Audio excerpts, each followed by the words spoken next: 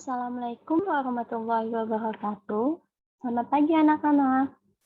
Gimana kabarnya? Pada sehat kan? Semoga sehat selalu ya. Pertama-tama, sebelum kita memulai pembelajaran, alangkah baiknya kita berdoa. Berdoa dimulai. Berdoa selesai. Untuk absen, tolong lihat di Google Classroom ya. Jangan lupa absen. Nah, di sini kita akan membahas tentang pasar.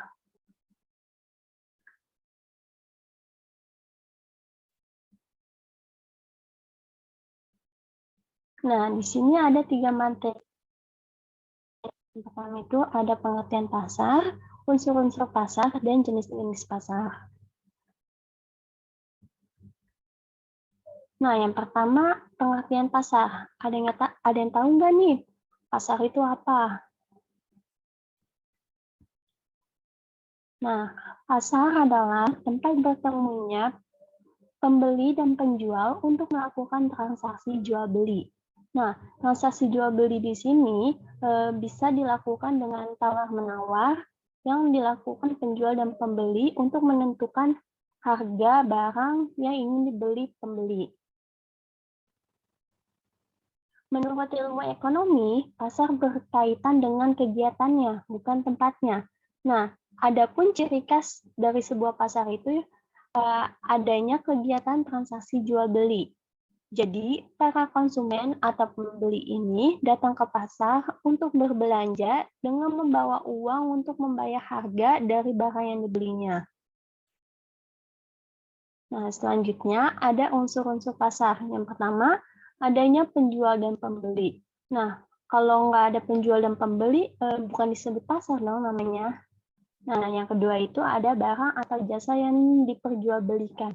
Nah, kalau nggak ada barang, apa yang diperjualbelikan sama penjual dan pembeli? Jadi barang di sini termasuk unsur-unsur pasar. Nah, yang ketiga ini ada interaksi antara penjual dan pembeli. Nah, interaksi di sini seperti yang saya sebutin tadi, transaksi jual beli. Nah, transaksi ini bisa tawar-menawar. Nah, yang terakhir adanya media atau tempat untuk interaksi penjual dan pembeli. Nah, tempatnya ini misalnya seperti pasar tradisional, tempatnya kan di pasar-pasar. Terus kalau pasar modern biasanya tempatnya itu di mal-mal atau plaza. Nah, selanjutnya ini ada jenis pasar. Yang pertama, pasar menurut fisiknya. Ada dua pasar menurut fisika. Yang pertama itu ada pasar konkret dan pasar abstrak. Yang pertama, pasar konkret atau pasar nyata adalah tempat bertemunya penjual dan pembeli untuk melakukan transaksi secara langsung dan barang yang diperjualbelikan itu juga tersedia di pasar. Nah, contohnya ini pasar tradisional dan pasar modern atau swalayan. Yang kedua itu ada pasar abstrak atau pasar tidak nyata. Adalah suatu kegiatan transaksi antara penjual dan pembeli yang dilakukan melalui telepon, internet, dan lain sebagainya. Contohnya itu pasar modal. Nah, selanjutnya ada pasar menurut waktu. Yang pertama ini ada pasar harian. Adalah pasar yang aktivitasnya berlangsung setiap hari dan barang yang diperjualbelikan merupakan barang kebutuhan sehari-hari. Nah, contohnya ini pasar tradisional atau pasar modern karena menjual barang kebutuhan sehari-hari dan aktivitasnya juga berlangsung setiap hari. Nah, yang kedua itu ada pasar mingguan adalah pasar yang aktivitasnya berlangsung seminggu sekali dan biasanya terdapat di daerah yang belum padat penduduk dan lokasi pemukimannya itu masih berjauhan. Nah, contohnya itu kayak di rumah saya, yaitu pasar malam biasanya diadakan setiap seminggu sekali atau pada setiap malam Sabtu. Nah, selanjutnya ada pasar bulanan. Adalah pasar yang aktivitasnya berlangsung sebulan sekali dan biasanya barang yang diperjualbelikan itu merupakan barang yang akan dijual kembali. Nah, contohnya ini kayak agen dan grosiran. Nah, yang ketiga ini ada pasar tahunan. Adalah pasar yang aktivitasnya berlangsung setiap tahun. Contohnya itu kayak PRJ atau Pekan Raya Jakarta yang diadakan setiap tahun sekali atau setiap ulang tahun Jakarta. Nah, selanjutnya ada pasar temporer, adalah pasar yang diselenggarakan pada waktu tertentu atau diselenggarakan secara tidak rutin. Dan pasar temporer ini dibuka guna merayakan peristiwa tertentu. Nah, contohnya ini kayak bazar. Nah, selanjutnya ada pasar menurut barang yang diperjualbelikan. Yang pertama itu ada barang konsumsi, adalah pasar yang memperjualbelikan barang konsumsi untuk memenuhi kebutuhan. Nah, contohnya itu ada pasar modern, pasar tradisional, warung, dan lain sebagainya. Selanjutnya ada pasar sumber daya produksi atau pasar input. Adalah pasar yang menawarkan faktor-faktor produksi berupa barang atau jasa yang digunakan sebagai masukan atau pendukung pada suatu proses produksi. Nah, contohnya perusahaan yang memproduksi benang untuk dijual kembali kepada distributor dan distributor akan menjual kembali kepada konsumen. Selanjutnya yang keempat ada pasar menurut luas kegiatannya. Yang pertama ada pasar yang penjual dan pembelinya ini hanya penduduk setempat. Nah, yang kedua, pasar daerah atau pasar lokal adalah pasar yang penjual dan pembelinya berasal dari daerah tersebut. Nah, contohnya itu Pasar Baru Bekasi, yang mana penjual dan pembelinya ini berasal dari daerah Bekasi pastinya. Nah, yang ketiga ada pasar nasional, adalah pasar yang melakukan transaksi jual beli barang mencakup satu negara. Nah, contohnya itu pasar oleh-oleh Lenggok, yang mana pembeli pasti berasal dari luar daerah tersebut yang akan membeli oleh-oleh untuk keluarganya di daerah tempat tinggalnya. Nah, selanjutnya ini ada pasar internasional, adalah pasar yang melakukan transaksi jual beli nasional. Nah, selanjutnya ada pasar menurut bentuknya. Yang pertama itu ada pasar persaingan sempurna, adalah pasar yang terdapat banyak pembeli dan penjual, serta mereka itu sudah mengetahui keadaan pasar. Contohnya itu kayak pasar tradisional. Yang kedua ada pasar persaingan tidak sempurna, adalah pasar yang terdiri dari sedikit penjual dan banyak pembeli, serta penjualnya ini dapat menentukan harga barang. Nah, contohnya itu kayak PAM, PLN, Pertamina, dan lain sebagainya. Nah, selanjutnya ada pasar menurut cara transaksi. Yang pertama itu ada pasar modern. Pasar modern adalah pasar yang sifatnya tradisional, di mana para pembeli dan penjualnya ini dapat melakukan tawar-menawar secara langsung. Dan barang yang diperjualbelikan adalah barang kebutuhan pokok sehari-hari. Nah, seperti gambar ini contoh dari pasar modern.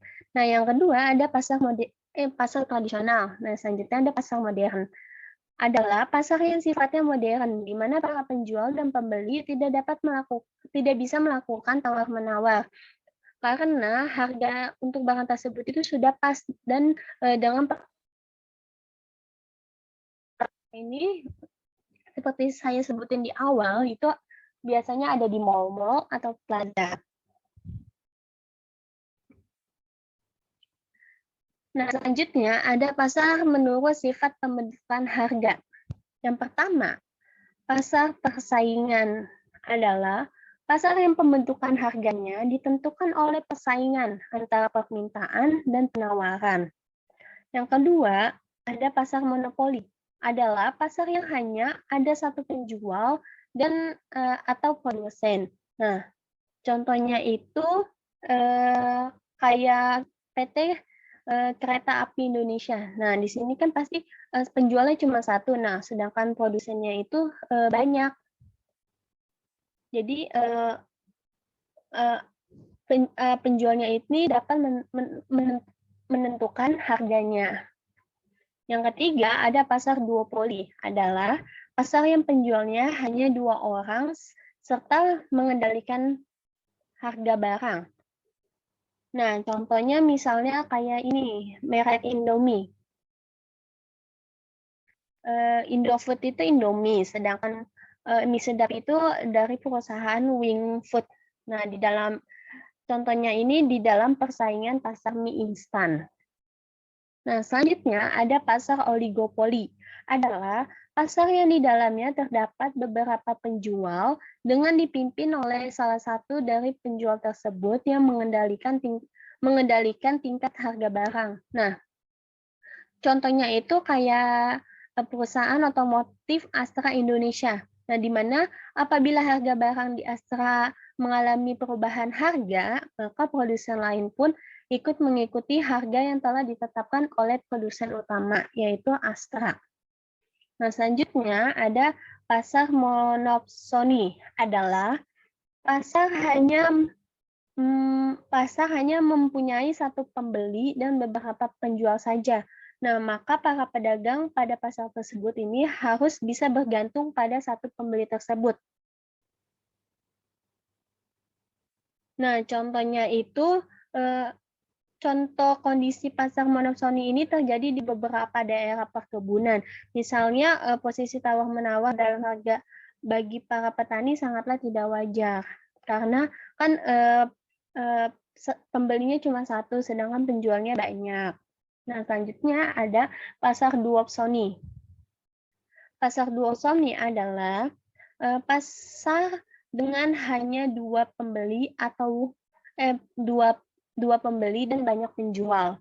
Nah, contohnya ini di pasar tenaga kerja, di mana sebuah perusahaan adalah pembeli untuk jenis pekerjaan tertentu, sedangkan tenaga kerja ini disebut penjual.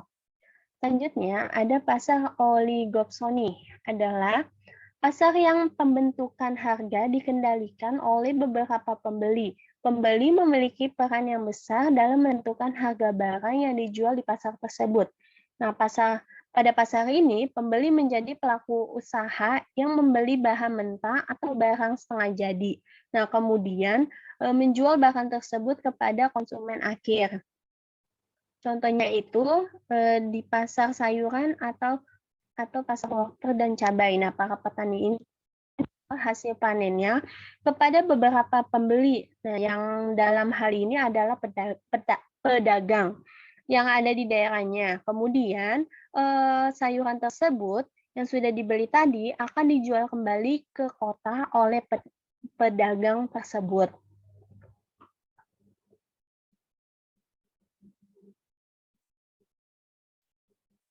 Nah, sekian yang dapat saya sampaikan.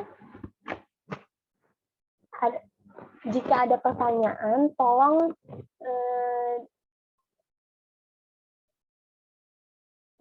tanyakan di Google Classroom atau WA saya ya. Nah, untuk tugasnya, kalian buat rangkuman dari materi yang saya bahas tadi. Oke, anak-anak. Sekian yang bisa saya sampaikan. Wassalamualaikum warahmatullahi wabarakatuh.